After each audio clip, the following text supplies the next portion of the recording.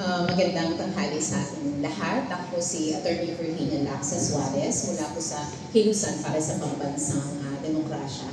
Naririto kami ngayon bilang ang Kilusan na isa sa conveners nitong Food Sovereignty Campaign. Kaya narito kami ngayon para isiwalat sa mamamayan ang tunay na kalagayan ng bansang Pilipinas pagdating sa pagkain. Tuloy-tuloy, pahirap na pahirap ang bansang Pilipinas. Ang Kilusan para sa Pambansang Demokrasya ay naniniwala at naninindigan na ang pambansang demokrasya ay magsisimula sa kasarinlan natin sa pagkain. Kahit kailan hindi tama, hindi makatarungan, na nakaasa ang tiyan natin sa kapitbahay natin. Kaya hindi, wala kang dignidad, yung bansa mo ay walang integridad kapag ay wala kang sariling pagkain at ang mamamayan natin ay gutom na sa gitna ng napakaraming matinding korupsyon, nakawan sa gobyerno, meron tayong mamamayan, ang mayorya ay gutom. And yet, di ba, tinatawag natin na agricultural ang ating bansa, pero bakit tayo nagugutom?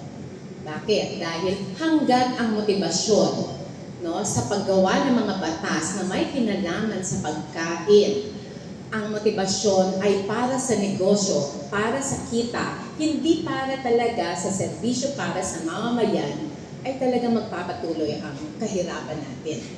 Meron tayong gobyernong tuloy-tuloy na nagpapatupad ng mga patakarang neoliberal. Dito, yung mga batas na sa halip na gawin tayong malaya, sa pag-asa, malaya sa pagiging dependent sa ibang bansa, lalo tayong pinapaasa. Ano yung mga batas ngayon? Recently, unahin ko lang itong amendment dito sa Investors Lease Act. Ako noon ko pa sinabi na, ay naku, alisin na yung Board of Investments na yan. Bakit? Ang pangunahin kasing trabaho niyan ay pangalagaan ang mga dayuhang kumpanya.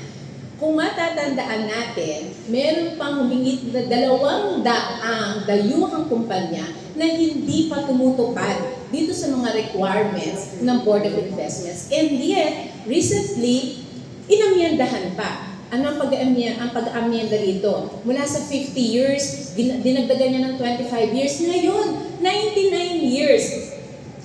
Di ba? Parang, sino? Yung isang kumpanya, ang tao nga, baka hindi tayo mabuhay ng 79 na taon. Pero, ang dayuhang kumpanya, meron siyang 79 na taon para pagpasasaan ang ating kalikasan, pagpasasaan ang ating karagatan, ang ating kalupaan. After 99 years, ubos na yan. Pero hindi para sa atin, kundi para sa mga dayuhang korporasyon, para sa kita nila.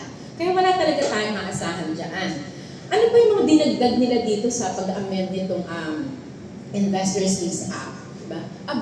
Hindi na lang basta sa simpleng investors. Pwede niya na yung ipangsanla. Pwede niya na yung ipasa sa iba. May problema ka agad kapag pwede niyang ipangsanla. Anong ibig sabihin nito? Kasi pwede yung dayuhang investors na yon ay hindi gumamit ng kanyang sariling pera at gagamitin niya yung lease contract niya para mangutang sa sarili nating bangko. Diba? Ang linaw, ginigisa tayo sa sarili nating mantika. Kaya ang kahulugan talaga nitong batas na ito ay talagang pahirap sa mamamayan, pahirap sa ating mga mamamayang Pilipino at dagdag na benepisyo, dagdag na kita sa mga dayuhang korporasyon. Pangalawa, sa talagang nagpatindi ng hirap, at ito, matagal na ito na tinututulan ng Kilusan itong rice tarification law. At dito, di ba, parang dahil dito iniasa na lang na mula dyan sa taripa na yan ay kikita ng 10 bilyon, ngayon 30 bilyon at yun daw ipamamahagi sa ating mga magsasaka. Saan ka naman nakakita? Naiasa mo na lang sa taripa habang inaalaw mo yung mga imported products, lalo yung mga imported na bigas. Pagkatapos, bibigyan mo ng pera ang ilang mga magsasaka. Bakit sa halip na ganoon ang baliwalain yung batas na yan at sa halip bigyan ng subsidyo ang ating mga magsasaka? Napakatagal na. Napakatagal nang isinisigaw ng ating mga magsasaka ang subsidyo para sa kanila. Hindi utang ang kailangan ng ating mga magsasaka. Paano tayo tatapat sa mga bansa tulad ng Vietnam, ng Thailand, na sila buong-buong nakakakuha ng subsidyo, ng suporta mula sa kanilang gobyerno. Samantalang sa atin, ang ibibigay ng gobyerno ay utang. Diba? Utang na loob. Tama na yan. No? Walang pakinabang dyan ang magsasaka, mga mangingisda. Ang may pakinabang lang dyan ay ang mga gumawa ng batas na yan. At sino pa? Ang mga dayuhang korporasyon at ang mga mga ibang bansa. Ano pa yung batas? Diba? Executive Order 62. Halos magdadalawang taon na nakabinbin yung kaso na isinampa natin para baliwalain ang Executive Order 62 na yan. Hanggang ngayon, wala pang resulta, wala pang aksyon ng Supreme Court. Bakit? Dahil dito sa Executive Order 62 na ito, ibinaba ng gusto, ibinagsak ang taripa sa bigas. Ano pa? Halos i-zero ang lahat ng taripa ng mga imported na mga agricultural products. Kaya naman, yung Executive Order 62, pag tinignan nyo, yung batas niya, 2 pages lang. Pero alam niyo ba yung attachments niya? Umabot ng 400 pages sa dami ng agricultural products na inalisan ng hanggang zero ang taripa.